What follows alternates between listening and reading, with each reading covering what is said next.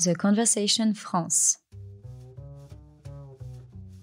Voir du sens là où beaucoup ne voient que des choses. Dans ses mythologies, parues au milieu des années 50, Roland Barthes observait à la loupe le rapport des Français aux steak frites, au catch ou aux jouets en plastique. Pour lui, les objets et les grands rendez-vous populaires révèlent l'esprit et les affects d'une époque. Aujourd'hui, ces objets ont changé, mais l'exercice n'a pas pris une ride et c'est Pascal Lardelier, professeur à l'Université de Bourgogne, qui se penche avec gourmandise sur nos objets cultes.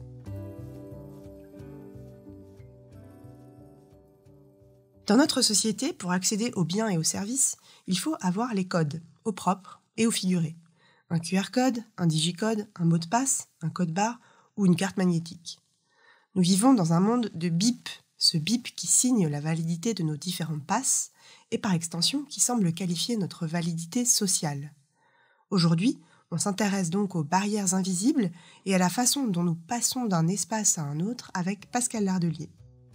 Bonjour Pascal. Bonjour Sonia. Alors on l'a vu avec la pandémie de Covid-19 qui a mis un coup d'arrêt assez sérieux à cette forme de fluidité de notre circulation mondialisée. Est-ce que vous pouvez nous parler de ces barrières invisibles ? Alors, c'est vrai que le premier paradoxe sur lequel je voudrais m'arrêter, c'est que nous avons longtemps pensé, juste avant le Covid, parce qu'il y a eu un coup d'arrêt, nous avons longtemps pensé que nous étions dans une société complètement ouverte, dans laquelle les frontières allaient à moyen terme s'abolir, puisque la mondialisation heureuse faisait que les produits et les personnes circulaient quasiment librement. C'était une espèce de doxa qu'on entendait. Et paradoxe, dans cette société prétendument ouverte, on n'a jamais eu autant de frontières et de sésame qui nous demandent et qui exigent que pour effectivement passer, entrer tout simplement dans un train et puis pas seulement, il faut désormais montrer patte blanche. Et montrer patte blanche, c'est quoi ? C'est montrer effectivement ce passe magique auquel on délègue une partie de notre identité, auquel on délègue la légitimité et le bien fondé de nos déplacements. Et c'est vrai que désormais, dans cette société prétendument ouverte, nous passons avec justement ce passe comme sésame technologique, de borne en borne. Il y a le petit bip qui valide le fait que oui, on a droit de passer. Et puis, quand par malheur, on n'a pas le bon pass ou qu'on ne l'a pas positionné de la bonne manière, on entend un petit bruit disgracieux qui nous dit qu'il faut essayer de recommencer. Sinon quelqu'un viendra rapidement s'enquérir du fait que non, on n'a pas le droit de passer. Oui, un bruit qui signifie une forme d'exclusion ou d'ostracisation et aussi des bruits qui font penser presque à un jeu vidéo. Au fond, c'est la gamification de la société. Oui, c'est une manière de gamification de la société. Et en tout cas, c'est vrai que le bruit favorable, il va nous récompenser. Puis on a un petit soulagement. On ressent un micro-soulagement. Vous savez, quand le portique s'ouvre pour accéder à notre TGV. Et puis quand il y a ce bruit disgracieux, on est stressé. On ressent un stress parce qu'on se dit, mais qu'est-ce qui se passe ? J'ai pas le bon billet. Est-ce que je vais avoir le droit d'y aller ?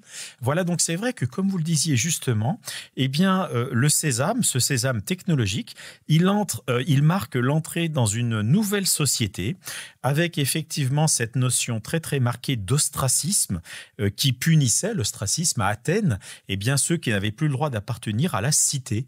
Donc c'est vrai qu'il y avait une mise au ban véritablement, et c'est vrai que ce passe, l'air de rien, mine de rien, il entérine le fait que l'on appartient à la communauté des saints.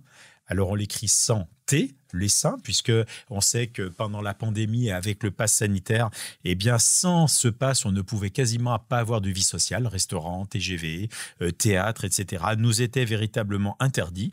Et on devenait, j'ose le mot, on devenait un intouchable, puisqu'effectivement, possiblement, on était celui qui refusait le vaccin, qui refusait de jouer le jeu, effectivement, de la protection collective. Alors, on entre de même avec l'accord de cette performativité technologique, on entre véritablement dans une société qui est celle du capitalisme de surveillance.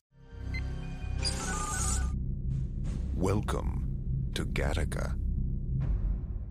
Effectivement, on voit sans trop se forcer qu'on va arriver à une référence célébrissime, c'est celle du Michel Foucault de surveiller et punir. Nous sommes dans une société panoptique où cette fois, ce n'est plus la tour centrale de la prison idéale, je mets des guillemets, qui permet de voir tout le monde tout le temps, mais ce sont ces passes dont nous avons intégré la dimension de contrôle qui vont faire que, effectivement, nous acceptons, par une espèce de résignation intégrée, nous acceptons véritablement de big brotheriser nos déplacements et nos vies.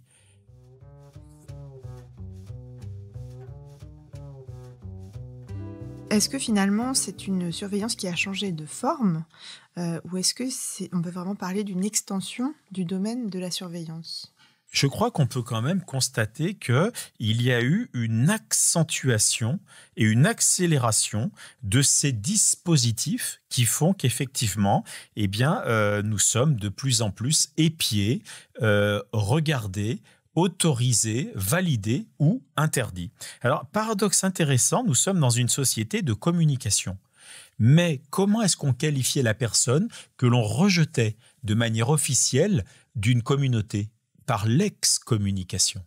Et donc, c'est vrai que dans cette société de communication à laquelle le pass va nous permettre de participer et d'appartenir, celui qui ne joue pas le jeu, il est excommunié véritablement. Donc, un pass défaillant, un pass perdu, un pass non valide, c'est la patte blanche qui n'est plus tout à fait blanche et qui fait que vous ne pouvez plus entrer et vous êtes un citoyen de deuxième zone. Vous êtes mis au banc, j'y reviens, et vous êtes versé dans la catégorie de ceux qui ne sont pas légitimes à participer à la communauté, à la citoyenneté. Il y a une grande violence symbolique, mine de rien, derrière ces passes qui, comme vous le disiez, ludifient notre rapport à l'environnement. Il y a aussi une autre difficulté, c'est que finalement la porosité tend à disparaître. La tricherie n'est plus vraiment possible dans une société comme celle-ci, ou la négociation avec des humains, par exemple, pour plaider un oubli, une défaillance. En fait, tout ça disparaît complètement et on est dans un système complètement binaire où on entre ou on n'entre pas, mais il n'y a rien entre les deux. Alors c'est vrai que l'interstice de la négociation, de l'échange, du sourire, c'est quelque chose qui est de plus en plus rejeté par cette logique binaire véritablement du pass. Ça marche ou ça marche pas, tu entres ou tu restes dehors. Une publicité pour une banque actuellement, elle met cela en scène de manière parodique, mais pas seulement. Et on voit un jeune homme, il a un pansement à la main, alors donc la reconnaissance de sa main ne marche pas, et puis il veut s'adresser à une femme, et puis finalement il n'y arrive pas parce que c'est un hologramme. Il y a quelqu'un ? Ah, excusez-moi, madame, je cherche quelqu'un pour... Bienvenue dans notre galerie commerciale. Welcome to our shopping center. Notre humanité et le caractère relationnel que l'on avait auparavant pour passer, c'est quelque chose qui de plus en plus est invalidé. Sachant que, par exemple, sur un quai de gare, et nous en faisons tous l'expérience, c'est la machine qui vous permet d'entrer sur le quai. Et le chef de train ou le contrôleur n'est là que pour valider le fait que votre passe, il est valide ou pas. Ça m'est arrivé encore assez récemment. Pas le bon billet, je m'étais trompé, pas le bon passe, on ne peut rien, monsieur. Vous prenez le train suivant. J'ai essayé de négocier. Oui, mais bon, c'est trop bête, le train est presque vide, je l'ai vu sur Internet à l'instant. Vous ne pouvez pas passer. Donc, vous êtes rejeté à l'extérieur, véritablement excommunié, parce que effectivement, vous n'avez pas le bon pass. Oui, il y a une violence symbolique, il y a aussi une forme de bêtise dans ce système, on peut le dire. Oui, il y a une forme de bêtise. En tout cas, il y a une logique qui renvoie à un univers que je trouve assez kafkaïen, finalement, et puis foucaldien, pour le coup, dans lequel ces dispositifs du pouvoir que nous avons intégrés, que nous avons accepté de faire nôtre, finalement, c'est eux qui régissent véritablement notre vie. Donc, ils vont entraver la fluidité supposée de nos déambulations urbaines et de plus en plus, effectivement, montrer patte blanche, savoir le sésame, et le sésame, c'est ce passe. Et on devient des despotes pour nous-mêmes avec ces mots de passe qu'il faut retenir, ces contraintes multiples et multipliées au fil de la journée. On devient aussi peut-être moins tolérant à l'égard des autres parce que ce conditionnement pavlovien de je rentre, j'ai le bon passe, j'ai le bon bip, finalement nous rend un peu bêtement fiers d'y arriver. Et par conséquent, peut aussi nous rendre plus intolérants, plus prompts à juger celui ou celle qui n'y arrive pas, qui ne rentre pas. Donc il y a une forme de petit despote en chacun de nous qui se crée avec ce système. Alors, vous avez raison sur ce point, Sonia, mais je crois que ce qui est extrêmement pernicieux, c'est que le pass, eh bien, il nous impose en quelque sorte une impatience souveraine dans les rapports sociaux. Et c'est vrai que là où auparavant on s'arrêtait, il y avait une petite stase temporelle pour échanger, pour discuter, pour sourire. Eh bien, désormais, on le voit à l'embarquement du TGV. Quand quelqu'un devant nous n'arrive pas, vous savez, à passer son pas sur la borne et excédé, on change de borne, ou on dit mais qu'est-ce qui se passe, qu'est-ce qu'il fait, qu'est-ce qu'elle fait. Et c'est vrai que cette impatience, eh bien, c'est quelque chose qui révèle une espèce d'intolérance au fait que l'on n'accepte pas, quand on a le pass, d'être entravé dans notre fluidité et dans nos déambulations. Et ça, c'est quelque chose qui est effectivement de l'ordre de la violence symbolique. On le voit quand on prépare son pass pour rentrer, on préparait son pass pour rentrer au théâtre ou au restaurant. Vous savez, il est écrit sur la porte « Préparez votre pass ». Parce que l'impatience, eh bien, elle va s'imposer sinon. On ne veut pas perdre de temps. C'est vrai qu'en sociologie, on parle volontiers d'avoir les codes et finalement, ça n'a jamais eu autant de sens qu'aujourd'hui. C'est vrai. Les codes, ils étaient sociaux, ils étaient vestimentaires, ils étaient linguistiques, et maintenant les codes, eh bien, ils sont froidement informatiques. On a les codes qu'on peut et on a les codes qu'on mérite.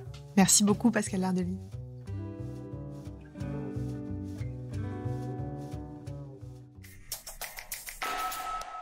The Conversation France.